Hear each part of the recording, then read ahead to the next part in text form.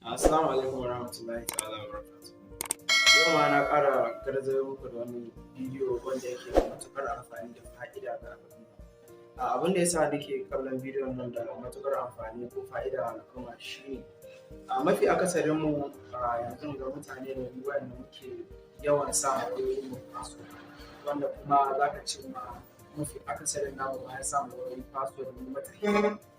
To akwai wani matsala da yakan faru wanda kila za ka kama hanya Allah ya kawo accident ba tare da kila dama sanin za ka yi accident ba, ko wayanka ta faɗi ko rashin lafiya.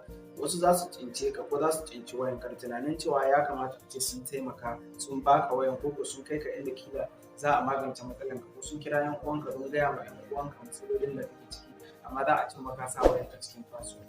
Ita wace hanya za su iya taimaka maka tunda lambobin wayan yan uwanka na cikin wayan kuma su ba su san ka ba. Kaga sanadiyan haka nan za ka cimma akwai matsalar da yake kawo wanda ya kamata a ce akwai hanya da za a iya magance. Shi yasa yau nake ɗauke da wannan hanya wanda zan magance wannan matsalar in Allah ya yarda. Ku biyo ni cikin bidiyon nan don ganin ya abin zai kasance. A wannan hanya ne mai sauki da za ka iya adana wasu emergency numbers cikin wayarka, wanda ko da wayarka tana cikin password, duk wanda ya ɗauki wayarka in ya duba wajen emergency zai ga lambobin wayan da ka aje, waɗannan lambobin su ne kila waɗanda ka fi yarda da a kira su, domin kila yana da wuya a ce an kira wani su ba a samu yanzu. Don haka ku biyo mu cikin bidiyon don ganin yaya za mu nuna muku hanyar da za ku wannan abu. Idan har kun fa'idantu da bidiyon da muke kawo muku, ku subscribe channel namu kuma ku dinga share videos din mu ma 'yan uwa, ya Allah bidiyon zai taimaka musu, ko kuma ku anshi wayar su don ganin cewa kun yi musu irin waɗannan abubuwa saboda magance matsalolin su. Mu haɗu cikin bidiyon don ganin ya abin zai kasance. Get your fucking hands up.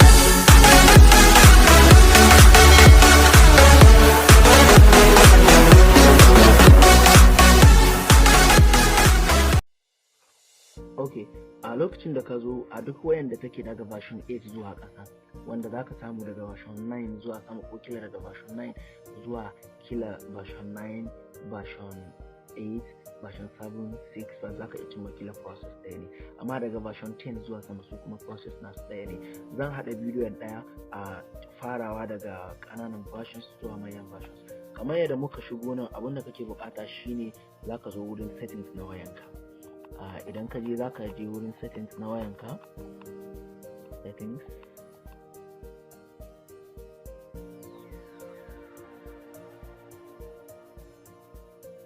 idan ka zo nan wajen kamar settings na wayanka ga kaga settings, sai ka shiga. Idan ka shiga za ka nemo account. Idan ka je wajen account wayanka kaga account, sai ka shiga. Idan ka shiga account za ka ga emergency information, ka gani gashi nan. Idan ka zo emergency information sai ka shiga ciki, kaga an sa add emergency contact, sai ka shiga. Idan ka shiga sai ka nemo number kila abba na, sai ka sa shi a matsayin emergency contact. Za ka iya ƙara zuwa ka ƙara duba wani number shi ma ka ƙara sa shi. Wannan lambobin su ne kamar emergency contact da kai adin, wanda in wani abu ya faru na rashin lafiya ko accident ko wani abu, duk wanda ya anshi wayanka, alal misali daga ya shigo cikin wayanka zai je kila tana cikin security, daga ya duba nan wajen emergency inda take nuna in waya yana cikin security kawai zai ga wannan abu. Wannan shi hanya ke da za ka yi a version 7, version 8, version 9, version 6, version 5 zuwa ƙasa. Sai yanzu zan je ga kila updated version zuwa sama, su kuma ka ga ya yake. Kamar yadda kuke gani, kamar a updated version wanda ta kai version 9 zuwa sama, lokacin da ka shigo cikin emergency ɗinka, kamar yadda na ce muku, idan kun sa wancan, idan ka zo wajen notification ɗinka wajen cire password za ka ga akwai emergency, kamar nan da kuke gani, kaga emergency, za ka taɓa shi. Idan ka taɓa shi shine zai kawo ka nan, sai ka zo wajen contact information. Idan ka zo contact information, duka waɗannan lambobin da ka yi adin kaman ga wayanka za su nuna wajen, wanda daga nan in kawai kira mutum zai, daga ya zo nan kawai zai danna, kawai kira zai shiga. Yanzu alal misali a wayannan updated versions, in kana so ka sa shi, lokacin da ka zo cikin wayanka tana password, da ka ja wajen inda za ka sa password haka, za ka zo wajen emergency, sai ka zo ka taɓa wajen emergency information ɗin nan, sai ka ce za ka sa wannan wurin inda ka je wajen edit. Lokacin da ka taɓa edit za su ci ma ka cire password na wayanka. Idan ka cire password na wayanka, kaga ya kawo ka nan wajen inda za ka iya cirewa, ka gani za ka iya cirewa wanda kake so, za ka iya ƙarawa. Kamar in ka shiga nan za ka zo ka taɓa shi add contact ka sa wa number da kake so. Zaka iya ƙarawa ko number nawa ka ga dama zaka iya sawa. Inda wayannan numbobi amfanin sa su shine alal misali in an kira wannan number ba a samu ba za a kira wannan number a samu. Sannan ka ga updated version zaka iya rubuta sunan kai mai waya, zaka iya adding wasu informations kama daga sunanka, address, blood group naka da medications in ma kila kana ɗaukan wani magani, medical note in kana zaka yi tafiya kila baka da lafiya ko wani abu.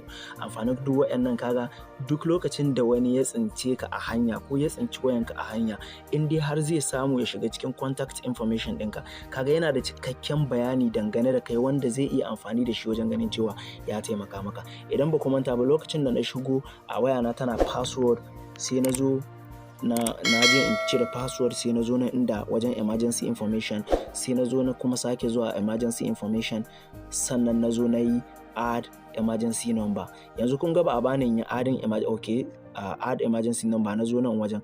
Lokacin da ka zo nan za a ce ka sa password sai ka sa password ɗinka. Lokacin da ka sa password idan ka duba kaga numbobi zaka iya ƙarawa sai ka zo kai ka sa add contact, zaka iya cire duk number da kake so ka cire.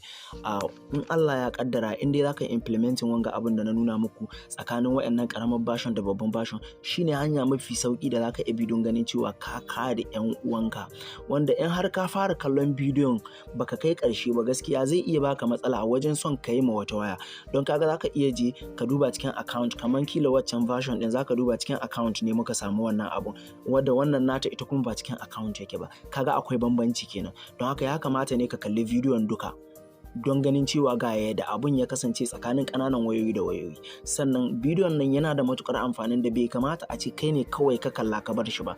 Don haka kai amfani da wannan damin don sharing wannan bidiyo zuwa ga ƴan uwa ko kuma ka anshi wayoyin wasu ƴan uwan da ka san ba za su iya ba, kai musu wannan abun saboda tunanin cewa abun yana da matukar amfanin da zai taimaki rayuwarsu. Idan har abun kaga yana da matukar da zai iya taimakon rayuwarsu, kaga kenan in ka fahimta kila bidiyon shi ma still yana da amfani da zai yi a al'umma. Don haka sharing bidiyon zuwa ga mutane abu ne wanda zai ƙara ba mutane ƙarfin gwiwa don ganin cewa sun magance waɗannan matsaloli. Mu ma kanmu zai ƙara mana ƙarfin gwiwa don ganin cewa mutane na kila yaba abubuwan da muke.